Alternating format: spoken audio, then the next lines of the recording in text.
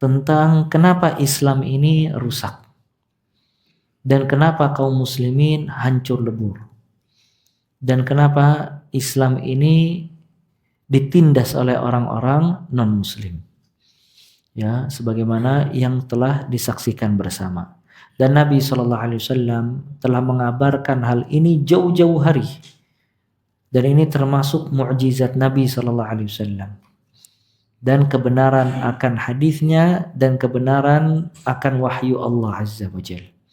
Dalam hadis Thauban radhiyallahu taala an, Nabi sallallahu alaihi wasallam beliau bersabda, "Yushiku an tada'a 'alaikumul umam kama tada'a al-akalatu 'ala qas'atiha." Yushiku an tada'a 'alaikumul umamu kama tada'a al-akalatu ila qas'atiha. Hampir-hampir umat-umat selain Islam, non-Muslim, dia menyerbu kalian sebagaimana orang-orang yang lapar menyerbu makanan di satu nampan. Ya, jadi Nabi SAW menggambarkan kalau nanti umat Islam itu akan dikeroyok oleh musuh-musuhnya, diserbu oleh musuh-musuhnya, sebagaimana orang-orang yang lapar dia menyerbu makanan yang ada di satu nampan dengan rakus. Ya, hadis ini menunjukkan keberkahan kaum muslimin dan keberkahan negara-negara Islam. Karena Nabi SAW menggambarkan Islam qas'ah, seperti makanan yang ada di nampan. Maka menunjukkan kalau negara kaum muslimin itu penuh dengan keberkahan. Makanya antum lihat orang-orang barat dia menyerbu negeri-negeri Islam. Salah satu tujuannya dia ingin mengambil kekayaan dan harta kaum muslimin. Karena kekayaan dan harta kaum muslimin tidak ada di negeri mereka. Maka kesuburan pangan, kemudian minyak, batu bara, dan yang lain-lain itu banyak di negara kaum muslimin. Ya, maka orang-orang kufar datang ke negeri kaum muslimin, salah satu tujuan mereka ingin meraup sebanyak-banyaknya harta kaum muslimin. Dan subhanallah, harta kaum muslimin tidak habis-habis. Saking banyaknya dan saking berkahnya yang Allah berikan kepada mereka. Kemudian juga hadis ini menunjukkan kalau orang-orang non-muslim mereka bersatu padu di dalam menyerang kaum muslimin. Jadi baik Nasara, Yahudi, semua di antara mereka berpecah belah. Tapi kalau musuh mereka Islam, maka mereka bersatu untuk menyerang kaum muslimin. Nah, begitu juga semua firaq, kelompok-kelompok sesat di dalam agama Islam, mereka bersatu padu untuk menyerang ahlus sunnah. Maka Islam dia yang paling benar di antara semua milal, semua agama. Maka semua agama selain Islam akan menyerbu agama Islam dan kaum muslimin.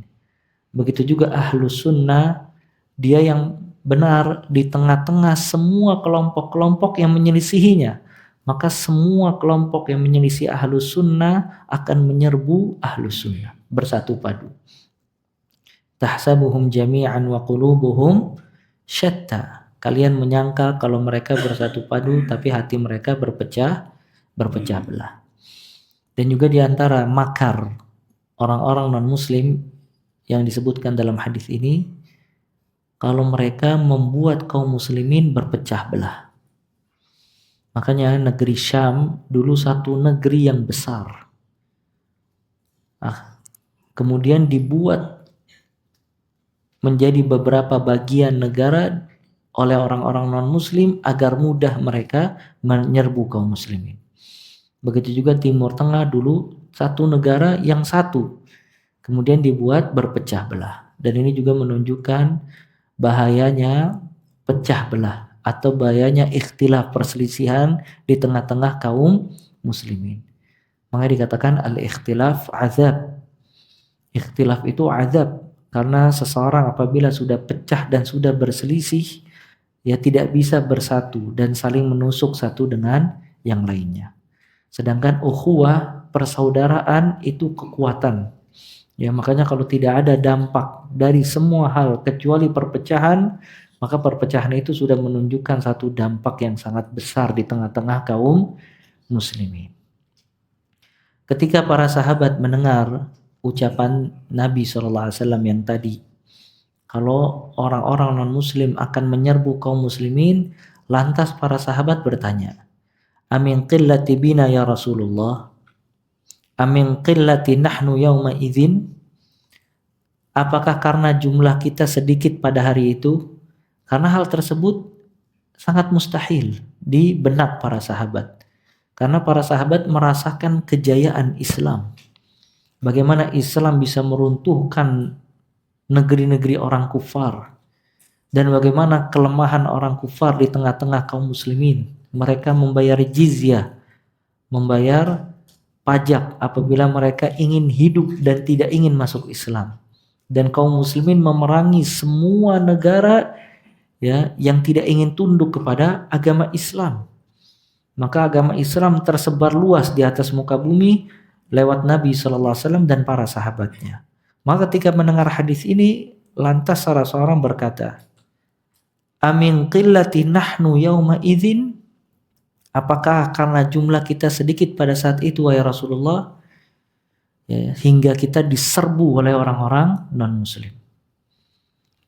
Maka kata Nabi SAW, bal antum yawma idzin kathir, bahkan kalian pada hari itu banyak,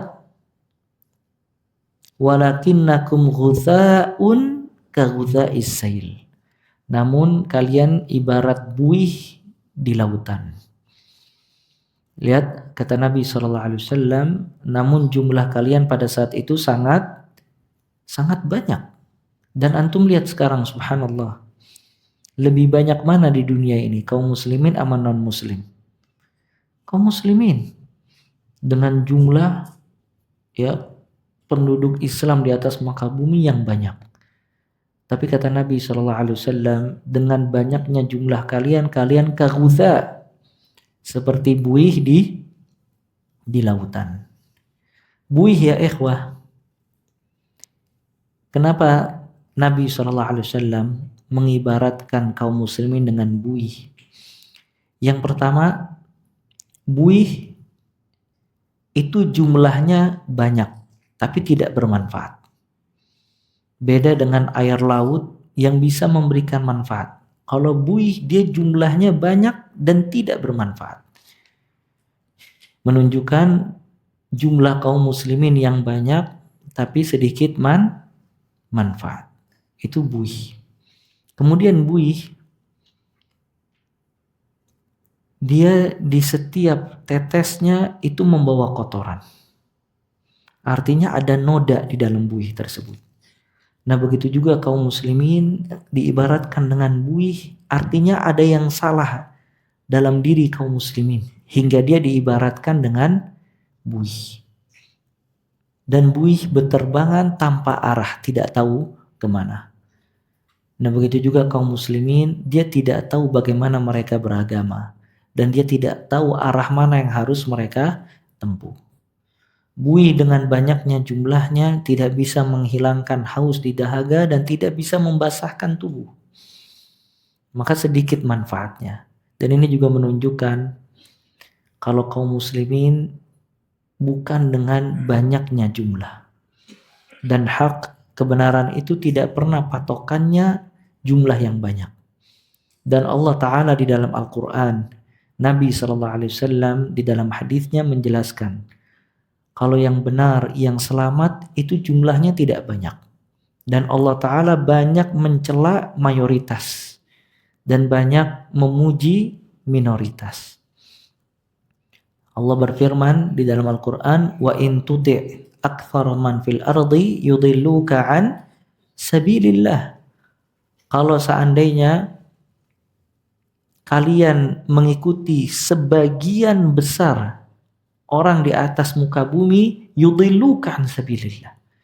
Niscaya mereka akan menyesatkan kamu dari jalan Allah Azza wa Jalla. Lihat dalam hadis ini, di dalam ayat ini Allah Ta'ala menjelaskan kalau kita mentaati sebagian besar, ya sebagian besar manusia, Allah mencela al-aktsariyah, jumlah yang banyak. Dan juga Allah memuji jumlah yang sedikit. Ya kata Allah Azza wa Jalla, wa qalilun min ibadiya asyakur. Hambaku yang bersyukur sedikit atau banyak? Sedikit. Nggak banyak. Di sini Allah memuji yang sedikit dan mencela yang banyak. Dan juga Nabi SAW banyak menjelaskan tentang jumlah yang sedikit tapi selamat dan berkualitas. Ketika Nabi SAW menjelaskan kelompok Ta'ifah, la tazalu ta'ifatun min ummati, akan terus ada kelompok dari umatku. Nah ini kelompok menunjukkan sedikit dari umat Nabi SAW yang terus menyuarakan hak. Dan Nabi SAW memuji al-ghuraba, orang-orang yang asing. Kata Nabi SAW, fatuba lil ghuraba, berbahagialah bagi orang-orang yang asing. Siapa orang yang asing? Dalam riwayat lain Nabi SAW bersabda, alladzina aslahu hina fasadan nas, atau alladzina aslahu ma afsadan nas. Itu mereka orang-orang yang benar ketika manusia rusak, atau membenahi apa yang dirusak oleh manusia.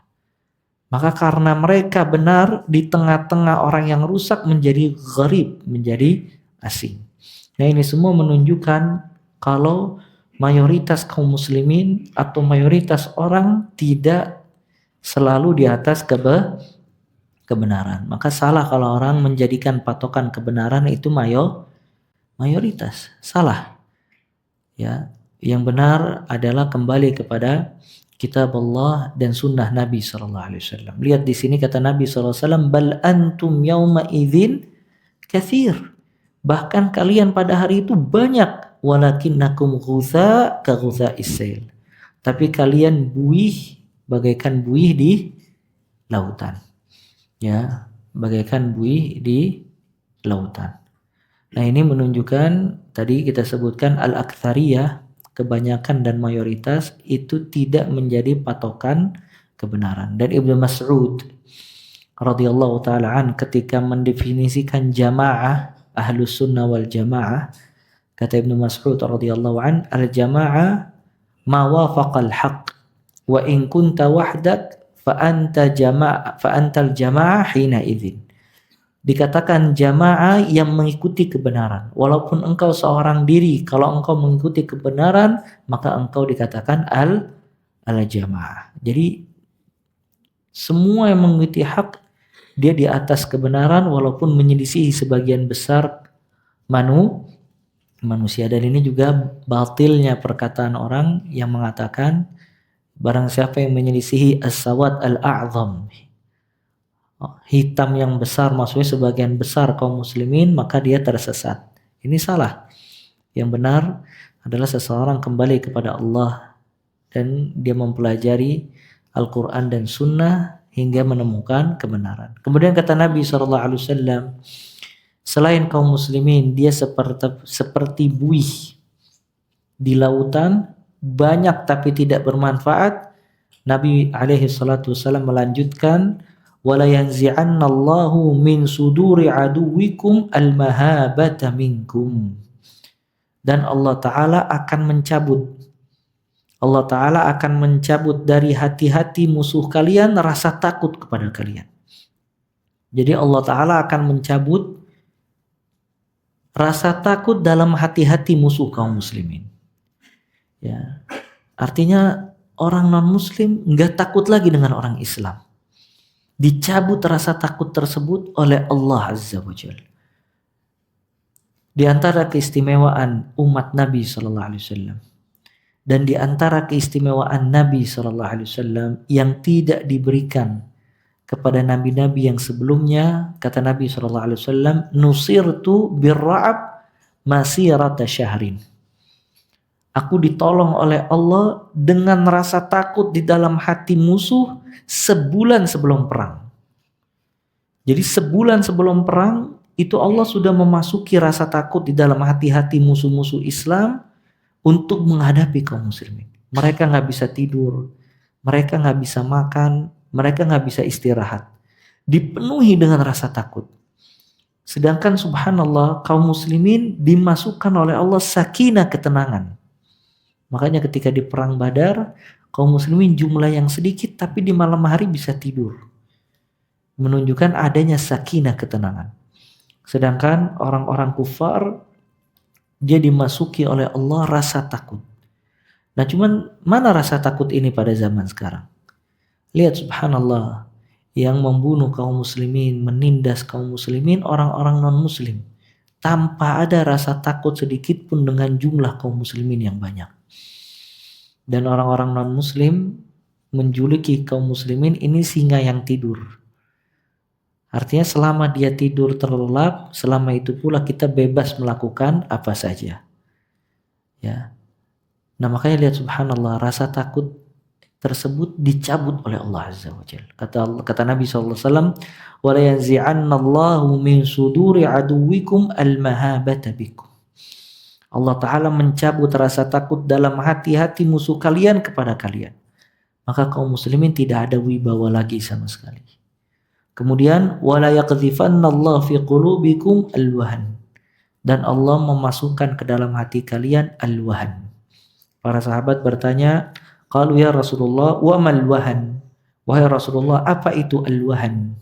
Maka Nabi SAW menjelaskan tentang al-wahan, hubbud dunya wa karahiyatul maut.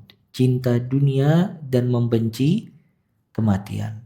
Artinya ketika kaum muslimin dia mencintai dunianya dan membenci akhirat, lupa kepada kehidupan akhirat, maka dia akan ditindas selamanya oleh musuh-musuh Islam. Maka lihat subhanallah. Dan ini pernah Anda jelaskan. Dahulu kaum muslimin dia menguasai kota-kota yang dulunya dikuasai oleh orang non-muslim. Tapi subhanallah, mereka mendapatkan hartanya, mendapatkan budak dan tawanan, mendapatkan negara dan kota-kotanya. Dengan itu mereka tetap zuhud dan wara'. Makanya Abu Ubaidah Ibnul Jarrah radhiyallahu ta'ala an, ketika menjadi gubernur di Palestina, Umar bin Al-Khattab radhiyallahu ta'ala an menjenguk dan melihat. Ketika masuk ke rumah Abu Ubaidah Ibnul Jarrah, Umar tidak melihat kecuali hanya ada tikar untuk dia istirahat, lemari untuk dia menaruh pakaian, dan air untuk tempat air untuk dia minum dan berwudu. Padahal dia, subhanallah, gubernurnya di kota Palestina. Namun dengan adanya harta di hadapan dia, dia meninggalkan harta tersebut. Maka karakter seperti itu yang akan ditolong oleh Allah Azza wa Jalla. Sa'id ibn Amir al-Juhami radhiyallahu ta'ala. Dia menjadi gubernur di kota Hims. Dan kota Hims sekarang itu di Suriah. Subhanallah, ketika Umar radhiyallahu ta'ala datang ke kota Hims, rakyatnya mengeluh. Ada beberapa keluhan. Di antara keluhannya, kata rakyatnya, ini Sa'id pernah dalam 1 bulan atau 1 pekan, dia tidak keluar berjumpa dengan kita kecuali ba'da zuhur. Akhirnya ditanya sama Umar, wahai Sa'id, kenapa kamu melakukan itu? Kenapa tidak keluar dari pagi hari? Maka kata Sa'id ibn Amir radhiyallahu ta'ala an, wahai Amirul Mukminin, aku tidak memiliki baju kecuali yang aku pakai. Dalam sepekan aku cuci sekali. Maka aku cuci, aku menunggu sampai kering. Setelah siang kering, baru aku bisa keluar menemui rakyatku. Antum bayangin, lihat subhanallah. Ya, dia pemimpin nomor 1 di daerah tersebut. Tapi dengan itu dia yang fakir, sampai tidak memiliki baju kecuali baju yang dia pakai. Dan Umar, siapa Umar bin Khattab radhiyallahu taala? Ya Umar ketika datang ekspansi melihat kota-kota yang ditaklukkan kaum muslimin, Umar memakai keledai dan memakai baju yang sederhana. Keledai pada saat itu bukan kendaraan yang dipakai untuk raja-raja. Keledai itu kendaraan orang-orang miskin. Sedangkan Umar orang nomor satu pada saat itu, Amirul Mukminin. Maka ditegur Umar. Kata orang-orang, wahai Amirul Mukminin, kalau seandainya engkau mengendarai kuda dan memakai baju kebesaran, niscaya engkau akan lebih terhormat. Maka Umar berkata, radhiyallahu ta'ala an, nahnu qaum a'azzanallahu bil Islam. Kami kaum yang dimuliakan oleh Allah dengan agama Islam, bukan dengan kuda, bukan dengan pakaian dan yang lainnya. Maka ketika kaum muslimin dia lupa akan kehidupan akhirat, dia dibukakan oleh Allah dunia, maka dia orang yang paling rakus terhadap dunia. Dia yang mengambil harta yang bukan hak, dia yang berbuat zalim dalam mengambil harta, dan dia memakai kekuasaan bukan pada tempatnya dan yang lainnya. Maka ini al-wahan. Bisa difahami ya, hubbud dunya wa karahiyatul maut. Dahulu kaum salaf, para sahabat, mereka menaklukkan negara-negara non-muslim dengan cinta akhirat dan benci kepada dunia. Sedangkan sekarang kaum muslimin dia cinta kepada dunia dan lupa kepada kehidupan akhirat. Maka ini semua subhanallah, apa yang dijanjikan oleh Nabi SAW semuanya terjadi. Kaum muslimin berbangga-bangga dengan besarnya kemewahan negara mereka, berbangga-bangga dengan kemaksiatan, berbangga-bangga dengan siapa di antara mereka lebih unggul di mata dunia dan seterusnya. Ya, tapi sedikit di antara mereka yang memperhatikan tentang kehidupan akhirat.